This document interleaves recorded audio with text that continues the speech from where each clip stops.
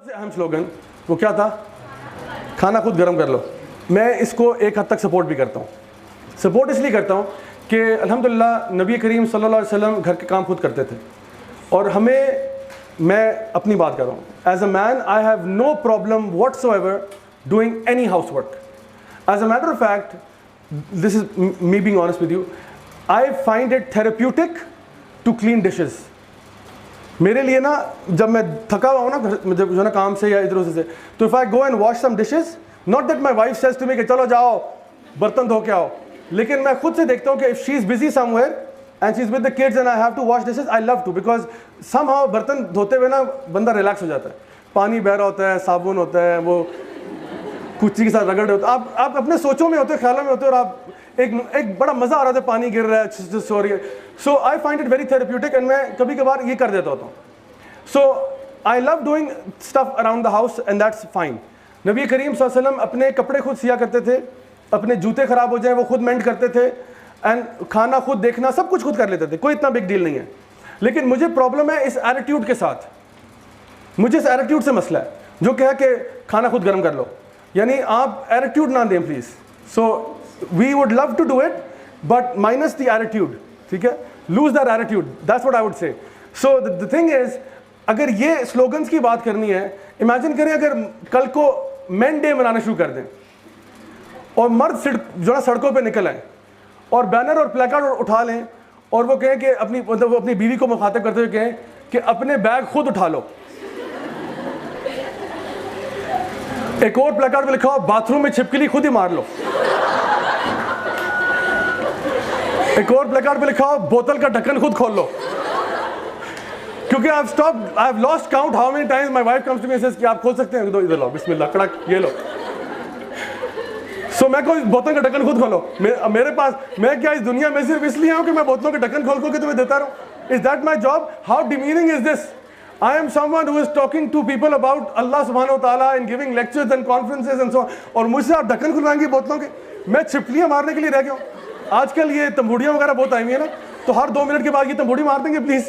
तो मतलब मेरा यही काम रह गया पीछे, but I love to do it इंशाल्लाह। अगर मैं बैनर प्ले कार्ड लेके आने पे तो हम भी बहुत सारे स्लोगन्स रेज कर सकते हैं, और इसी के साथ साथ हम कह सकते हैं कि जी यानी जो जंगे हैं वो भी आप खुद ही लड़ लें, जिहाद फी सबिलिल्लाह भी आप कर लें। अगर खुदा न खास्ता घर में चोर और डाकू आ जाए तो बजाय कि मैं आ गया हूँ आप मेरे आगे आ जाए और कहें नहीं, और गोलियां आप सीने पे खा लें, बट दैट डजंट हैपन। ये तो नहीं होता कि अगर चोर आए तो मैं बीवी को आगे कर दूं कि आप बचाएं मुझे, आप बचाएं।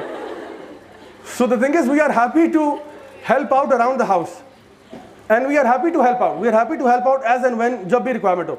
लेकिन मैं कह रहा हूँ ये एटीट्यूड जो है ना, ये बड़ा डिफाइंट एटीट्यूड है। अच्छा, यही औरतें जो ये बैनर प्लेकार्ड लेके घूम रही हैं कि जी खाना खुद गर्म कर लो, इनको जहाज़ों में खाना गर्म करते हुए कोई तकलीफ नहीं होती। जब एयर होस्टेस बन जाती है फॉर एग्जांपल कोई, वो वहाँ पे कोई बंदा बैठा हुआ कहता जी एक्सक्यूज मी खाना गर्म कर दीजिए, जी थैंक यू मैं भी करके लाती हूँ, वहाँ पे कोई मसला नहीं। अगर बाहर के मुल्कों में वेट्रेसेस के तौर पे काम कर रही हैं बेचारी, जिनको आप कहते हैं निकलो बाहर निकलो बाहर, वहाँ पे कोई गंदा सा स्लीजी सा कस्टमर आके आपको गंदी नज़र से देखता है और कहता है can you please reheat this, उसको आप कहेंगे जी ऑफ कोर्स आई विल। लेकिन तुम्हारा एटीट्यूड निकलेगा तो तुम्हारे हस्बैंड के ऊपर।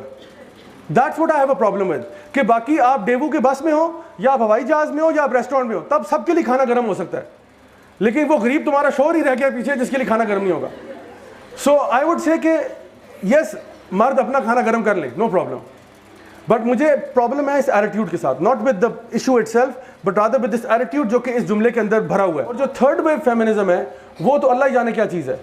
वो बेसिकली ये चाहते हैं कि वुमेन को जो राइट्स मिल रही हैं वो मेन से भी ऊपर हो जाएं, और एक इनजस्टिस क्रिएट हो जाए माशरे में कि बेसिकली वुमेन को जहाँ पे उनकी लेवरेज होती है वो ले लें, जहाँ पे उनका फ़ायदा है वो ले लें, और जहाँ पे कहीं पे थोड़ा बहुत कमी आ रही है वहाँ पे मर्दों के साथ कम्पीट करें।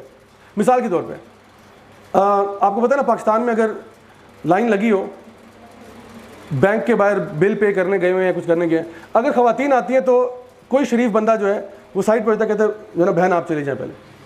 मैंने खुद देखा है कभी कभार वो चलान देने जंग गए हो बिल पे कर, तो हम लोग ख़वातीन को आने देते हैं, अव्वल तो उनके लिए अपनी लाइन बनी होती है। अच्छा, ख़वातीन, ये जो थर्ड वेव फेमिनिज्म है वो कहते हैं ये पर्क्स हमें चाहिए, ये पर्क्स चाहिए, लेकिन इसके अलावा हम लोग बराबर होने चाहिए। We want all the perks that women get by default in society. For example Titanic डूब रही है, आवाज लगाता captain save the women and children. So the modern feminist says we want that. Yes, save the women and children. मर्द मर जाए कोई मसला नहीं, लेकिन बाकी हम शाना बशाना होना चाहते हैं. सो वो इंग्लिश में कहते हैं you can't eat your cake and have it too. अगर आप बराबरी चाहते हैं तो फिर बराबरी के बहुत सारे तरीके हैं, और वो फिर हम कहेंगे अगर आप वाकई शाना बशाना होना चाहते हैं तो let's start having boxing matches with men and women. वो क्या तकल्लुफ कि जी मेंस बॉक्सिंग वुमेन्स बॉक्सिंग, क्या ऐसा तकल्लुफ करना कि जी men's 100 metres women 100 metres, men's tennis women's tennis, सारों को आपस में लड़ा दो. MMA फाइटिंग हो रही है, WWE रेसलिंग हो रही है, मर्दों औरतों को लड़ा दो आपस में. क्यों नहीं लड़ाते हो? क्योंकि you understand that we are different. No matter how much you try to say कि वी आर बिल्कुल exactly the same, we are not. You are fooling yourself if you say that. Allah सुब्हानहू व तआला कुरान में भी कहते हैं वलैसा ज़कर कल उनसा, जो है ना, the male is not like the female. We are different biologically, physically, emotionally. So man के लिए कुछ डिफरेंट रोल्स हैं सोसाइटी में, वुमेन के लिए डिफरेंट रोल्स हैं. हर बंदा अपनी कैपेसिटी के मुताबिक काम करेगा, और अल्लाह किसी को कैपेसिटी से ऊपर बर्डन नहीं डालते उसके ऊपर. लेकिन अब आप ये कहेंगे नहीं हमने औरत होते हुए सारे वो काम करने हैं मर्दों वाले. मैं ये कहता हूँ आपसे कि अल्लाह सुब्हान ताला ने मर्दों को बनाया है कुछ खास काम करने के लिए, और औरतों को बनाया वो काम करने के लिए जो मर्द नहीं कर सकते. औरतें जो थर्ड वेव फेमिनिज्म में कह रही है हमने सारे वो काम करने हैं जो मर्द करते हैं, जो कि फिजिकली इम्पॉसिबल है. आपने जाके जिहाद फी सबीलिल्लाह लड़ना है, जाके आप जाके कोल माइंस में काम करना चाहते हैं, आप चाहते हैं कि आप भी जाके वो ट्रेन ट्रैक्स के ऊपर ट्रेन जो ना रेल रोड ट्रैक लगाएं, आप लोग दरख्त काटना चाहते हैं, आप लोग चाहते हैं कि प्रिजन गार्ड्स आप बने.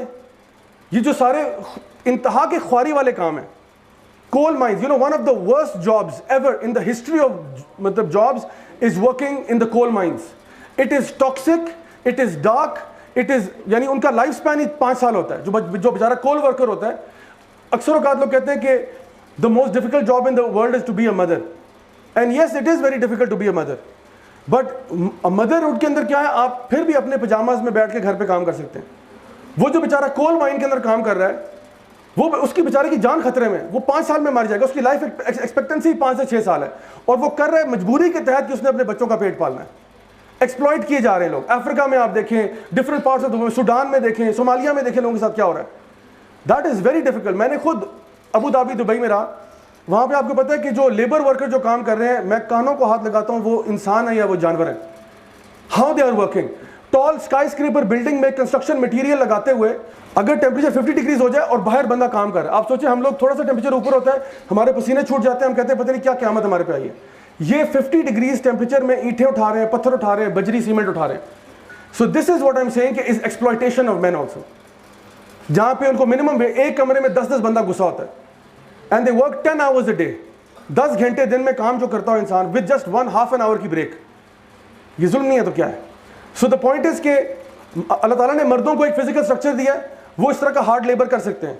औरतों को एक और तरह की सलाहियतें दी हैं जो मर्दों के अंदर नहीं है. जिस तरह से खवातीन बच्चों को रेज कर सकती हैं, कोई मर्द भी उस तरह रेज नहीं कर सकता.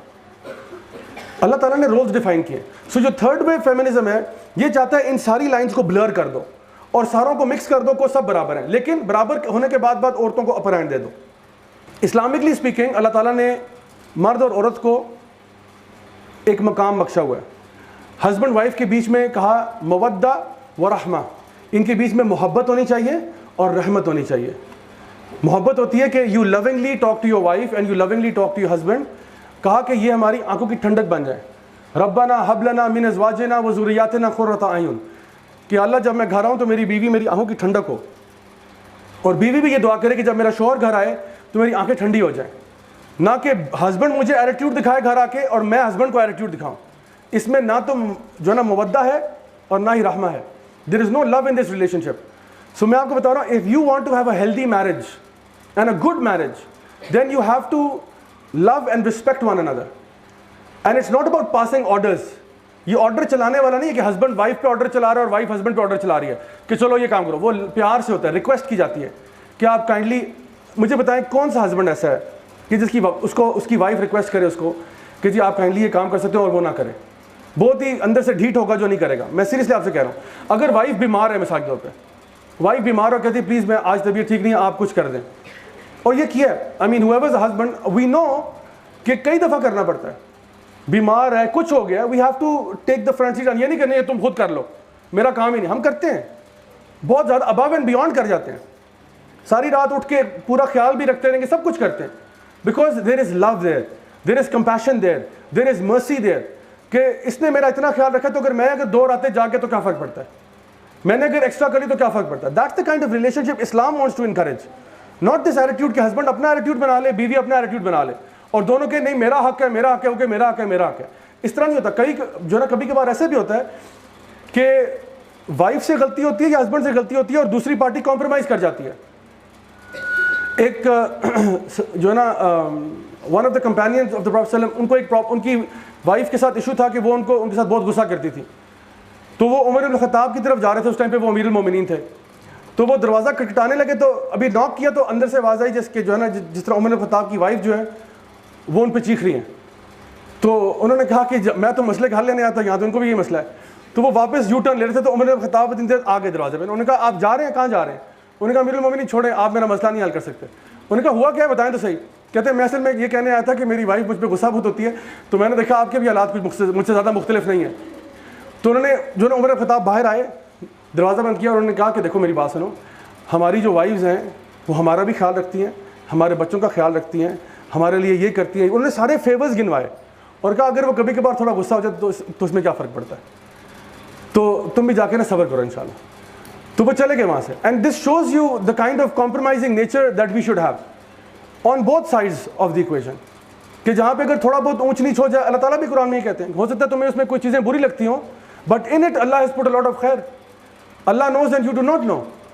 सो the family structure within the Islamic framework is that of love and mercy, जिसमें ये चीज़ प्राइमरी है। अगर आप शादी कर रहे हैं इस नीयत से कि मैं अपने सारे हकूक़ लेके छोड़ूंगा, अल्लाह करे आपको सारे हकूक़ मिले, लेकिन अगर आप बीच में एक एक्टिविस्ट बन जाएंगे ना, तो फिर वो मैरिज ज़्यादा अरसा नहीं चल सकती, बिकॉज उसमें गिव एंड टेक होता है। कहीं पे आप कॉम्प्रोमाइज़ करते हैं, कहीं पे वो करते हैं आपके साथ। सो गिव एंड टेक होता है, एंड यू मेक दुआ टू अल्लाह सुब्हानहू व तआला कि या अल्लाह इस फैमिली को अच्छा कर दे, हमें एक दूसरे की आंखों की ठंडक बना दे, और हमारे बच्चों को मुत्तकी बना दे, और हमें उन पे इमाम बना दे, कि हमारे बच्चे नहीं, हमारे बच्चों के बच्चे और उनके बच्चे और उनके बच्चे सारे मुत्तकी हो जाएं।